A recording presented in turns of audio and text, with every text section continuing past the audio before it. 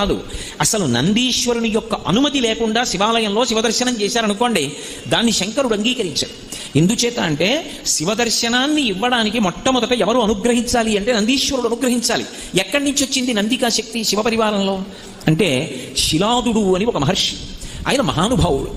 ఆయనకి ఒకప్పుడు ఒక విచిత్రమైనటువంటి కోరిక కలిగింది, నాకు ఒక కుమారుడు కలగాలి, కానీ అందరు పిల్లలు పుట్టినట్టే భార్య యొక్క సహాయము వలన నా తేజస్సు నా భార్య యొక్క శోణితము కలిసి నా భార్య యందు పిండముగా రూపుదిద్దుకొని ఏదో కొన్ని నెలలు ఆమె గర్భము ధరించిన తరువాత బయటికి వచ్చేటటువంటి శిశువు కాదు, అయోనిజుడు కావాలి.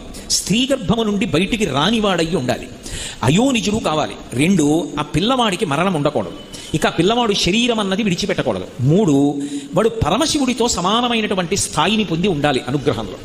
వాడు ఆజ్ఞాపించడంలో కానీ అనుగ్రహించడంలో కానీ రూపంలో కానీ ముమ్మూర్తుల శంకరుడు ఎలా ఉంటాడో అలా ఉండాలి. నాకు అటువంటి కొడుకు కావాలి.